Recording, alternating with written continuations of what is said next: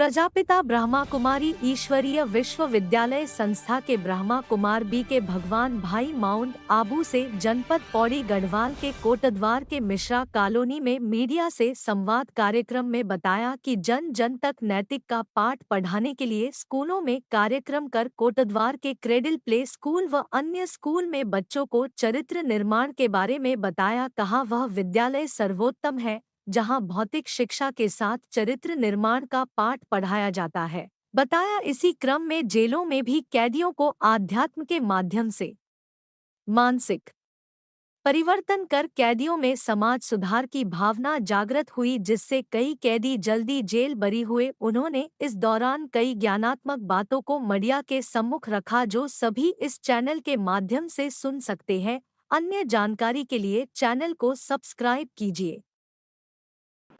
लोग जाते हैं, चाहे इंजीनियर बनते, डॉक्टर बनते, नेता बनते, ये सारे स्कूल और कॉलेज से जाते हैं। लेकिन आज के स्कूलों में केवल भौतिक शिक्षा दी जा रही है और इसलिए ये बच्चे यहाँ से तो पास हो जाते हैं, समाज की परीक्षा में फेल हो जाते हैं। इसीलिए केवल भौतिक शिक्षा नहीं, भौतिक शिक्षा से भौतिकता की प्राप्ति होती है।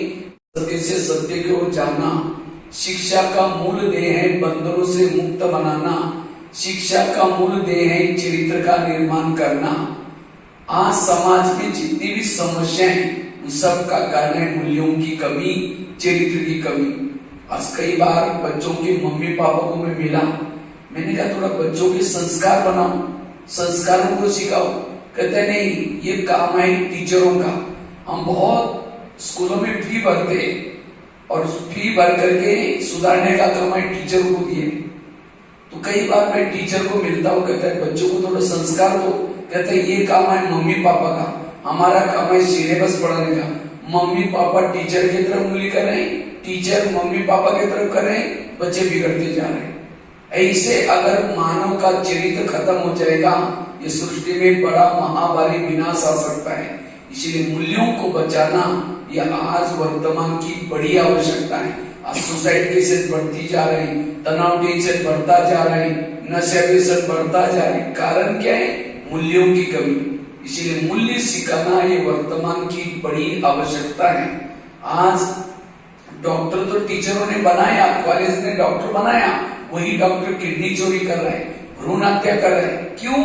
उसको डॉक्टर बनाया लेकिन ईमानदारी सत्यता नहीं सिखाई।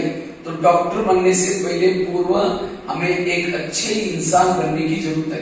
कोरोना काल में देखा ना क्या क्या हुआ। इसलिए वर्तमान समय मूल्यों की बड़ी आवश्यकता है। दुनिया को विनाश करने के लिए बॉम्ब डालने की जरूरत नहीं। जिस देश का युवा बिगड़ा, शिक्षा पद्धति बिगड़ गई, वहां के युवा भटक सकते। इसलिए वर्तमान समय आज युवाओं के अंदर जागृति करने के लिए मूल्यों की आवश्यकता है, चरित्र की आवश्यकता है। मैं कई बार जब स्कूलों में जाता हूँ, बच्चों को पूछता हूँ, बच्चे ये बताओ आप लोग इस स्कूल में कितना परसेंटेज एजुकेशन लिया? कई कहते 95, कई कहते 85। लेकिन जब मैं एजुकेशन का अर्थ सुनाता हूँ, E for empowerment, D for discipline, U for understanding समझ, C for character, A for attitude, T for tolerance. जब मैं बच्चों को पूछता हूँ बच्चे ये बताओ इसमें से गुस्सा किसको आता है? सारे बच्चे हाथ खड़ा करते हैं, सर आपको गुस्सा आता है। ये T में ही फेल हो जाते हैं, तो बाकी और शब्दों की क्या हालत है? इसीलिए आज के बच्चों को, जैसे पहले जमाने में गुरुकुल में बच्चों को चरित्र सिखाया जाता था और ये चरित्र की आज कमी होती जा रही है। इसीलिए आज समाज में प्रॉब्लम होती जा रही है। मैं तो करीबन भारत के 500 छोटे बच्चों की जेल में गया। छोटे छोटे बच्चे आजकल क्राइम कर रहे हैं। कारण क्या है? मूल्यों की कमी, संस्कारों की कमी। इसलिए मूल्य सिखाना। आजकल के बच्चों के केवल IQ डेवलप किए जाते हैं। जैसे टेबल होता है, टेबल के 4 पांव होते हैं, अगर एक ही पांव में तो टेबल हिल जाएगा, गिर जाएगा। इसलिए विद्यार्थी जीवन में IQ के साथ, बौद्धिक क्षमता के साथ EQ डेवलप करना, उन बच्चों को इमोशनल बनाना, मॉरल वैल्यूज सिखाना, उसके साथ साथ में स्पिरिचुअलिटी, आध्यात्मिक सिखाना, IQ, EQ, MQ और SQ। आज अच्छी स्कूल किसको कहते हैं? जिनकी गाड़ी अच्छी, बिल्डिंग अच्छी, बसें अच्छी, हम समझते अच्छी स्कूल। मैं तो मानता हूं अच्छी स्कूल वो है जहां चरित्र सिखाया जाता है। आज शिक्षा भी लोगों का एक बिजनेस होता जा रहा है। आज आईक्यू डेवलप करेंगे, वो यहां से तो पास हो जाते हैं, समाज में फेल हो जाते हैं। इसलिए वर्तमान समय स्कूलों के माध्यम से युवाओं को चरित्र, गुण, नैतिकता ये सब सिखाने की जरूरत है, ताकि आने वाला समाज एक बहुत अच्छा सशक्त समाज, भ्रष्टाचार मुक्त समाज, नशा व्यसन मुक्त वाला समाज बन सकता है। इसके साथ साथ टेंशन है।